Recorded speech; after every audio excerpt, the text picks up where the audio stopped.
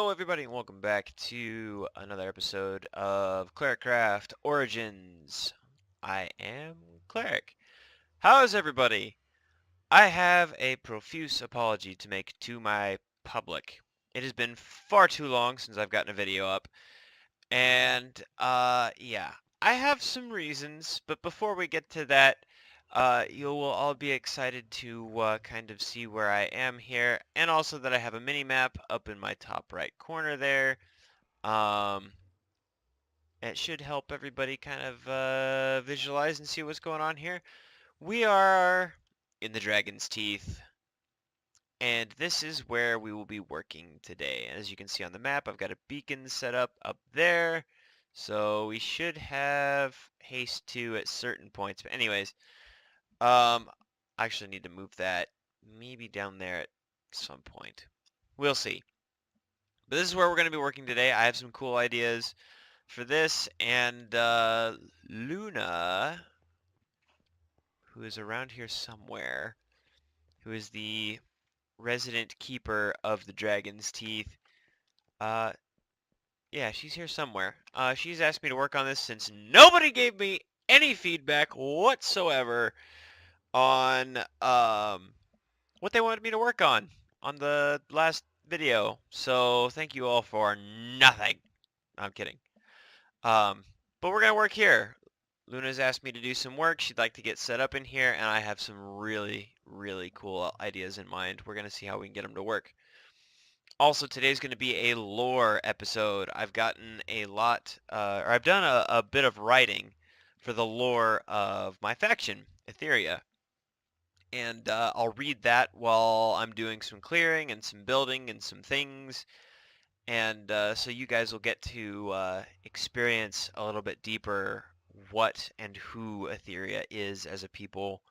And we'll kind of do that, I guess, in maybe like a time-lapse type thing. We'll see. I'm still figuring it out as we go. But anyways, uh, this is kind of a little bit like what I was thinking I might do for certain parts of this. I want to keep kind of the natural cave-esque feel for this. And at the same time, I want to bring some structure and stuff. And I like the kind of the patchwork lattice that I've got going here. I'm going to expand this out. Today, we are going to be working on the kind of home spawn area place. Oh, there's Luna. Hi, Luna. Let's go say hi. Of the Dragon's Teeth themselves. And this is probably stuff that you people have not yet seen. Oh, she's in a different area. She's in, she ran off. Anyways, yeah, we're going to be working on this area. And also, I'm going to read through the lore. It's written in a format. I guess I'm going to start working on this while I'm talking. It's written in a format that is as if it actually happened kind of thing. This stuff's going to have to move, and I'm probably going to tick off a lot of people because I'm going to make it all crazy and disorganized, but that's okay. It's written in the format of like hello tunnel, if these things had actually happened, and I am the person in the I'm the person recording this like it actually happened. So this is my character, my persona in the server recording the past of my faction and leading up to what ultimately brought us to the server. Also, we're on 1.10 as a server. As you can see, I have mending on my pick, which is amazing. So we've gotten an update. I have done some work on other parts of the server, but things have been kind of interesting. I've been busy and stressed, and a lot of things have been going on that have made it difficult to record, and so I have been playing some Minecraft, but unfortunately haven't really recorded much of it. But I'm hoping that this will be the end of that. All of these have stuff in them. Okay. and that I can get back to making some regular or semi-regular, these are things that I've brought to work with, regular and or semi-regular videos, so I apologize. I actually had somebody message me not too long ago, or comment rather, on one of my videos asking me where the heck I was. Um, I'm making this, so be happy, please, and I will work on more consistent content. It's just been really crazy. I've had bedbug infestation. Aha, new words. Infestation. Why was that so hard? That has needed taken care of, and literally I've rearranged and moved everything in and out of my house like 4 or 5 times now. For exterminators to come in, I've had to go to the laundromat and spend literally $100 in quarters, mind you, to make sure that all of my clothes were laundered all at the same time to kill off any of the bugs. They're a nightmare to get rid of. You don't want them, trust me. So that's been going on, and then just all kinds of stuff. A lot of stuff for work. I got a raise recently, which is amazing, and I'm very happy for that. I've also had to work a lot of overtime, so work's been going on and things like that. And so Minecraft for me, as of like the last, I don't know, a couple of weeks at least, has been kind of my sanctuary from insanity, and the recording has just kind of not been there. I apologize, and ooh, I broke that, and okay. Apologize for that, and I hope that now I can get back to life as it should be, and making content for you people. So, you probably don't want to see me moving all of the rest of this stuff. So, I'm going to get into some of the clearing and things that need to happen for this area here, and I'll be excited to show you kind of what it is I plan on doing here. Um, while I'm doing some of this, I will get to reading some of the lore. So, I will be back with you guys here shortly. Enjoy. Chronicles, Volume 1, from the history of the people of Etheria. Here is written the last and the first. Much of what was is lost to us, and so this is the last record of what is past, and the first of what is passing. We were a proud people, forged of sword and sweat, of toil in the field and valor in battle. It was we who drove the hordes of Beothel from the western spine. It was we who would hold it at bay for nearly 500 years. Enough to still remember the tales.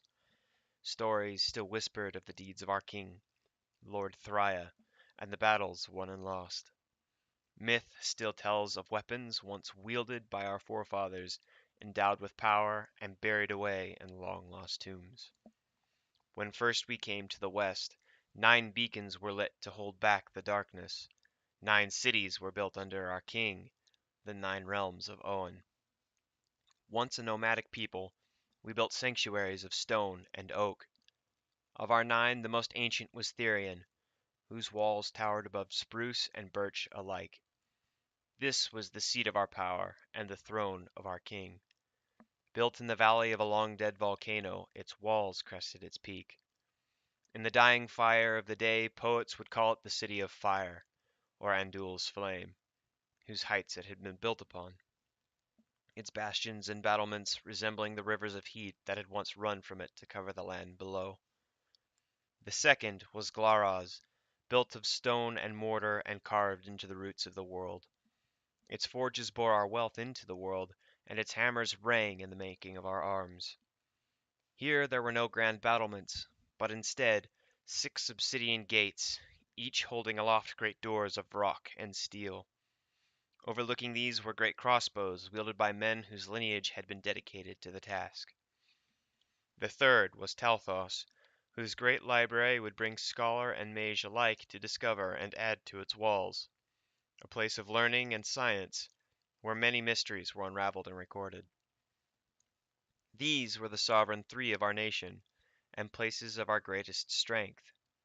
Of those remaining, three were built upon the fertile plains beneath the spine, having been made rich in eons past by volcano and the great river which had carved it. These were places of farm and vineyard, of great diversity and culture. It is said that no greater place exists for the sharing of heritage than over food and drink. Here our merchants would come to find travelers from afar and establish trade while under the enchantment of music and dance from many lands. These were Faina, Talphon, and Cedron. The remaining three, Calthos, Salfrost, and Lyrian, were great ports of trade along the great river, and places of commerce. Running between each of the nine were roads of cobble and stone, connecting our people to one another. Along these intervals were great towers and barracks, built to keep us safe from the forces that walked abroad in the darkest hours of the day. In time these would crumble and ruin as our enemies seemed to become less, and their forays against us fewer. For some this was welcomed peace, for others this brought only a sense of foreboding.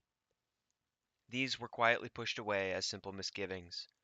Our walls, built in times of war, were thought to be impregnable, as no enemy had ever bested them, and so no heed was paid to those who still watched. These were men of no home. Being nearly outcast, they lived in the forests and fields and along the borders of our nation. If not for these, there would be nothing more to record our history than the cry of wind through abandoned stone. It is only the fool who sleeps without a sword at his side. He who leaves his sword may still die by one. Only a fool who does not watch the skies for the storm before it assails him.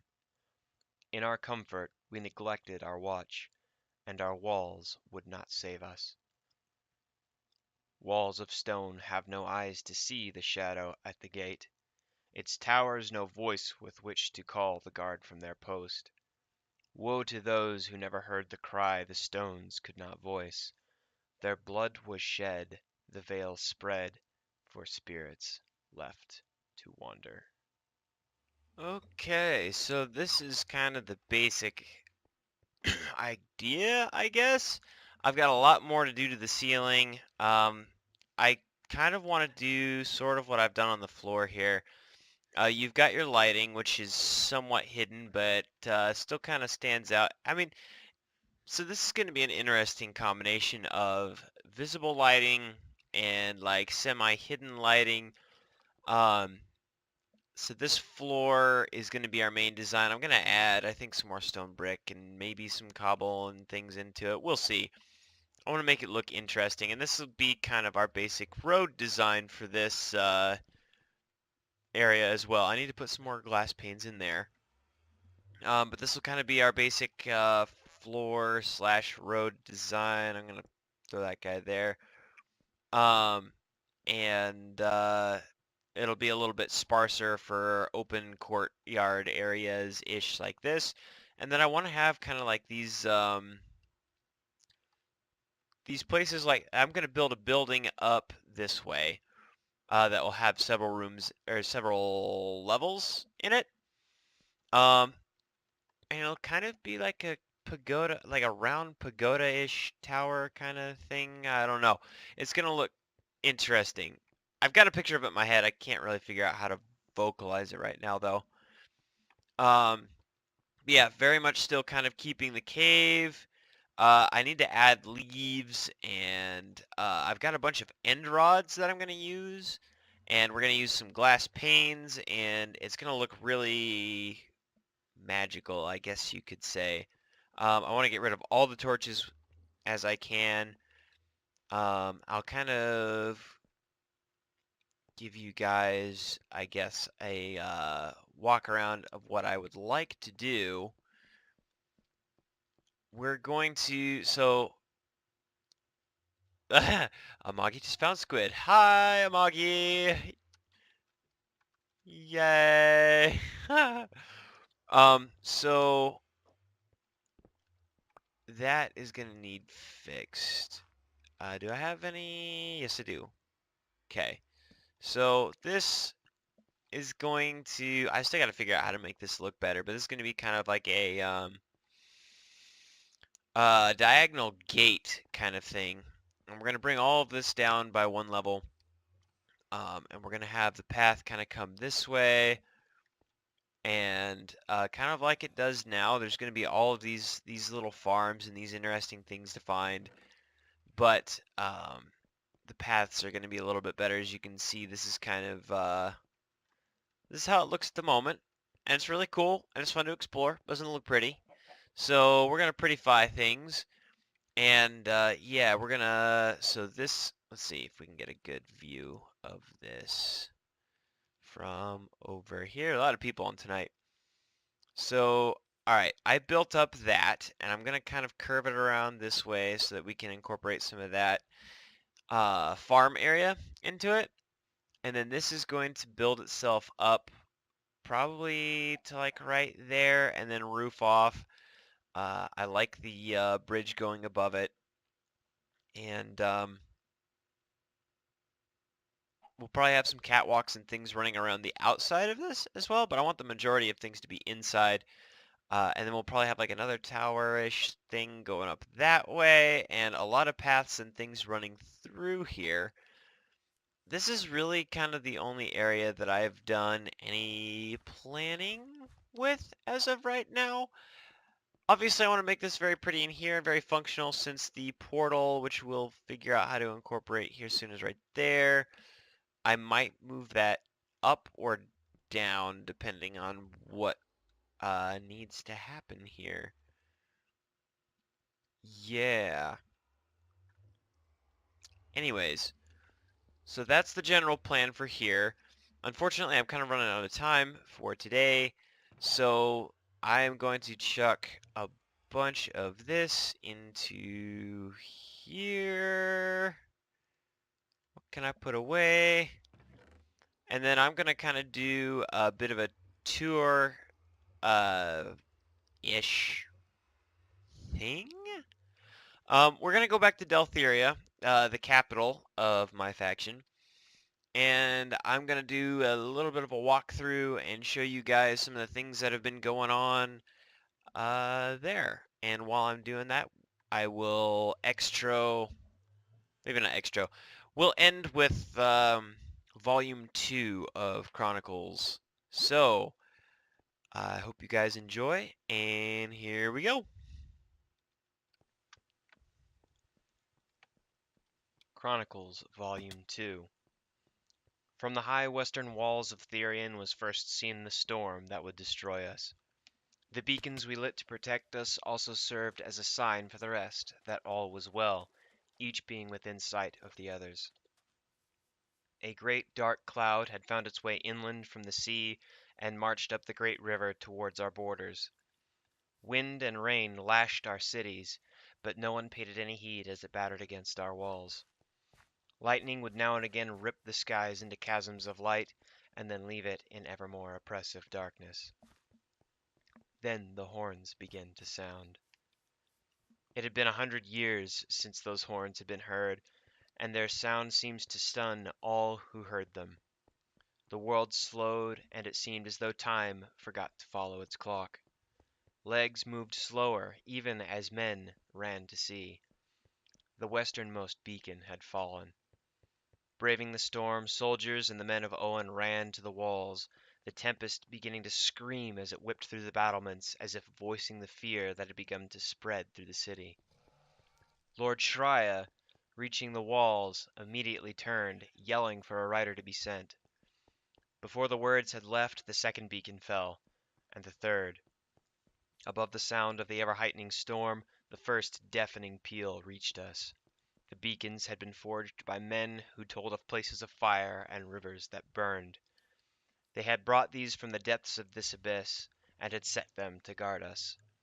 Ancient and of unknown sorcery, their death tolls washed over us, fixing us in place. It was then I reached out and touched Lord Shrai's shoulder, breaking the spell that transfixed the city. The time had come. We must rally our defenses and send out to see what had brought down the beacons. The armories were emptied and all our men armed. 3 legions set out from the gates, each accompanied by a cloak of mages, a cloak numbering 9 men. In the agonizing hours as we waited for word, we prepared the eye of the storm, marching ever closer. Riders had been dispatched to the remaining 3 cities in the plain, and the women and children and men of those towns not essential to their defense were brought into our most ancient places of strength. Glaraz closed its gates of stone, the Mages' Creed of Talthos gathered its members, and Therion rallied its guards and readied its walls. Then the 4th toll, and the light of the 4th beacon of Owen fell. What we know of the fall of the plains was brought by broken men, crazed and weeping, driven almost insane. The steward of Telphon, making it as far as our front gate, would tell us of the threat that moved towards us, covered from the sun by the storm that seemed to turn a sickly green as it moved closer. The first attacks came from within the walls we had thought would keep us safe. As the eye moved over each city, the winds would calm, and all was left in silence. Then the lightning struck fast and in all directions. Where it struck, dark priestesses rose in green fire, and if it targeted our farms and fields, the beasts were transformed into deformed creatures, wielding glowing swords, their eyes glowing with an ancient fire. The first 3 had no warning. The next 3 would not fall so easily, but fall they would. Set into battle line on our walls, our archers turned to fire into the city they thought would protect them, and those who waited with sword and axe in the courtyards formed tight circles with which to defend them. Battle, and the horns and cries of men and monster now broke the silence. Magic and steel met flesh and armor, and both sides fell in great number. Slowly it seemed ours would take the field, and then unearthly thunder sounded from the gates. Our archers, who had until then fired into the city itself, felling the greater number of our enemies, turned to find creatures now crawling from the earth, some regaining flesh as they rose, others with no flesh at all, but the thunder came from creatures that had never yet been seen. They had no arms, but had 4 legs and ran like dogs towards the walls, their faces empty and black. They would burst against the gates with loud explosions. The city was surrounded. Now divided within and without, our forces began to fall back to wherever would afford them sanctuary. The archers, safe up to this time, now started to take arrows from undead bows, clearing them from the walls one by one. The gates, with a great groan, finally leaned into the city and crashed to the feet of those who were left to defend them, and the hordes poured in. To describe the cries of men who have no avenue of escape as they fight and die as cattle led to slaughter would be as useless as their plight. Never was so bitter a battle fought as all order left our men, and our banners fell to the earth. Those closest to the eastern gate turned and charged desperately into the river of death pressing in from it. Some made it out through desperation and strength of arms. Most fell and died in the attempt. As the last men fought to the end of their strength, the sorceresses of darkness converged on the great beacon of the city, and with a great flash of light and a deafening wave of light and sound, the beam crashed to the earth and detonated in shards of glass and ancient stone. Men who made it to our last 3 strongholds, the cities of Therion, Glaraz, and Talthos, fell in exhaustion and fits of insanity, our healers treating burns that dissolved flesh instead of consuming it, and the many wounds that battle could incur.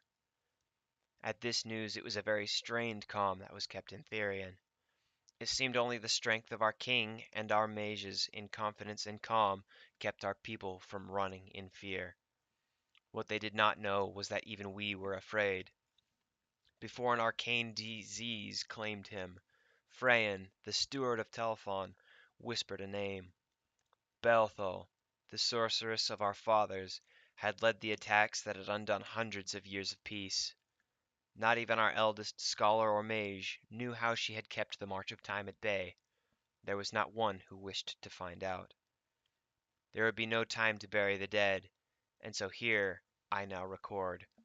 Freyan, son of Selfran, house of Telfon, keeper of our realm. Along with him, Garanzel, daughter of Suriel, keeper of the light of Fena, house of the great bow. Darian, son of Dariel, keeper of the light of Lyrian, house of the wandering oak. Thuriel, son of Darthel, keeper of the light of Selfrost, house of the white crane. Valian, son of Valarian, keeper of the light of Kalthos, house of the morning star. And lastly Valyria, daughter of Valarian, keeper of the light of Cedron, beloved of her people, house of moonlight. And now in quotations I write, Lament ye not of fallen men, nor daughters laid to rest. Their way has lain in friends aplenty, of time and memory kept. Remember times before their rest. Lament ye not of fallen men, or loved ones laid to rest.